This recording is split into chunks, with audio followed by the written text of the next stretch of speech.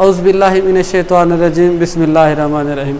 Dear student, ये हम लोग डिफरेंशियल इक्वेशन की एक्सरसाइज 9.3 देख रहे थे। लास्ट लेक्चर में हमने उसकी एक एग्जांपल की थी और किससे रिलेटेड ये एक्सरसाइज है, वो है होमोजीनियस डिफरेंशियल इक्वेशन से रिलेटेड। और उस एक्सरसाइज का ये क्वेश्चन नंबर 2 देखते हैं। और क्वेश्चन नंबर 2 में स्टेटमेंट कुछ इस तरह से है कि y square plus 2xy dx plus x square dy is equal to 0। अब सबसे पहला हमने इसमें से ये, अब ये डिफरेंशियल इक्वेशन की फॉर्म में ये दी हुई है, ये देखें m into x y d x प्लस n into x y d y. ये इस फॉर्म के अंदर ये फंक्शन में दिया हो तो यहाँ से आप लोग m लिख सकते हैं और यहाँ से आप n लिख सकते हैं। m को लैम्डा के साथ मल्टीप्लाई करें, रिजल्ट देखें, लैम्डा स्क्वायर कॉमन लेने पे रिजल्ट आपको वही मिला, तो इसका मतलब ये होमोजीनियस फंक्शन है, होमोजीनियस फंक्शन है। फिर क्या करते हैं, फिर यही जो है प्रोसेस हम इस पे अप्लाई करते हैं। एन एक्स वाई पे लैम्डा के साथ मल्टीप्लाई किया, लैम्डा फिर कॉमन लिया, फंक्शन देखें दोबारा मिला या नहीं मिला, बिल्कुल दोबारा फंक्शन वही मिला। इसका मतलब ये हुआ कि होमोजीनियस फंक्शन ये है, m के लिए भी है, n के लिए भी है और दोनों की डिग्री भी सेम है, तो इसका मतलब है ये होमोजीनियस डिफरेंशियल इक्वेशन है। अगर ये होमोजीनियस डिफरेंशियल इक्वेशन है तो हम क्या करते होते हैं, उसके मेथड ऑफ सॉल्यूशन में मैंने बताया था, एग्जांपल में भी बताया था कि सबसे पहला काम करते हैं dy over D of x की वैल्यू फाइंड करते हैं, बिल्कुल कर ली वैल्यू फाइंड। फिर इसके बाद आपको याद होगा राइट साइड पे जो फंक्शन है वो y ओवर एक्स की फॉर्म के अंदर हमने उसको कन्वर्ट करना है, किसी भी तरह कुछ भी कॉमन लेके मल्टीप्लाई करके डिवाइड करके। यहाँ से मैंने इसको एक्स स्क्वायर कॉमन लिया, यहाँ पे मौजूद ही नहीं था तो y over x square, y over x whole square means कि एक्स स्क्वायर यहाँ पे आ गया। इधर एक एक्स तो मौजूद था, एक नहीं था मीन्स y ओवर एक्स यहाँ पे भी मिल गया।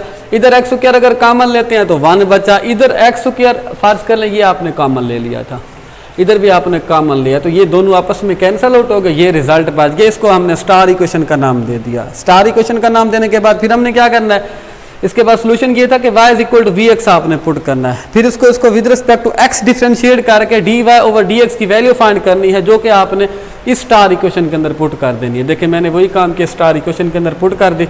अब इसकी जगह पे आप लोगों ने ये v वाली वैल्यू पुट कर देनी है। देखिए यहाँ से आप निकाल सकते हैं कि y over x is equal to v, इसकी जगह पर आप लोगों ने v की वैल्यू पुट कर दी। फिर इसको आप लोगों ने इसका एलसीएम लिया, एलसीएम लेने के बाद रिजल्ट आपके पास ये बना। अब इसको आप लोग सेपरेबल बना सकते हैं, मैंने वही काम किया, इसको सेपरेबल पहले बनाया, सेपरेबल बनाने के बाद दोनों की इंटीग्रेशन करने लगे हैं। ये हम लोग फर्स्ट ईयर के अंदर चले गए हैं, ये वाला हिस्सा जो इसका है, उसमें हम लोगों ने क्या किया था, पार्शियल फ्रैक्शन के मेथड से इसका सोल्यूशन फाइंड आउट किया था। मैं अगर इसको इस क्वेश्चन को ए का नाम दिया है, अगर मैंने इसकी देखें डेरिवेटिव मौजूद है, इसकी इंटीग्रेशन तो पॉसिबल है, इसकी कैसे पॉसिबल है वो हम लोग इसका सोल्यूशन देखते हैं। कैसे 1 over v plus 3 a over v बन जाएगा, दूसरा बन जाएगा प्लस वी ओवर, दोनों क्रॉस मल्टीप्लाई से करेंगे, ये 1 बच जाएगा, इधर ए इंटू वी प्लस 3, इधर बी ऑफ वी बन जाएगा। दोनों का सोल्यूशन जब फाइंड आउट करेंगे तो आपको रिजल्ट ये बनेगा। यही रिजल्ट आपने ए की जगह पे पुट कर दिया, बी की जगह पे पुट कर दिया, फिर हमने इसको इंटीग्रेट कर दिया, जो इसका रिजल्ट आया वो हमने ए इक्वेशन के अंदर हम लोगों ने पुट कर दिया। देन उसके बाद अगर देखें, अब इसमें जब हमने इसकी वैल्यू पुट कर दी, सोल्यूशन फाइंड आउट करने के बाद देखें, अब अगर इसको आप लोग ने चेक करना है, अब इसका रिजल्ट बनाने लगे हैं, ये वाला रिजल्ट जो है, अब देखें D over 3v, D over 3v plus 3, यहाँ से आपके पास क्या बना, 1 ओवर 3 बाहर निकला, इंटीग्रेशन कांस्टेंट ऑफ इंटीग्रेशन बाहर निकला, इंटीग्रेशन से कांस्टेंट, v का डेरिवेटिव मौजूद है तो ये बन जाएगा नेचुरल लॉग ऑफ v का डेरिवेटिव मौजूद है, ये बन जाएगा natural log of v plus 3। और इंटीग्रेशन के साथ जब ख़त्म करते हैं तो कांस्टेंट ऑफ इंटीग्रेशन लगाते हैं, वो मैंने लगा दिया। अब इनको मैंने जस्ट सिंप्लीफाई कर दिया, बोथ साइड से 3 के साथ क्रॉस मल्टीप्लाई किया, ये क्रॉस मल्टीप्लाई इधर हो गया। अगले स्टेप में मैंने इसके लॉग की प्रॉपर्टी अप्लाई कर दी, ये 3 जो है ये इसकी पावर बन जाएगी, 3 इसकी पावर बन गई।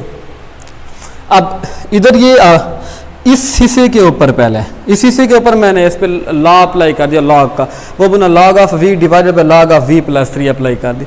अगले स्टेप में जाके फिर एडिशन का लॉ अप्लाई कर दिया, ये साथ में c मल्टीप्लाई हो गया, रिजल्ट बना दिया। आखिर पे जाके v को आप लोगों ने रिप्लेस कर देना है y ओवर x के अंदर, तो ये आपके पास हमारा मतलूबा रिजल्ट जो है हमें ये मिल गया। इंशाल्लाह फिर नेक्स्ट लेक्चर में फिर किसी और क्वेश्चन के साथ हम मिलते हैं, तब तक के लिए अल्लाह हाफ़िज़।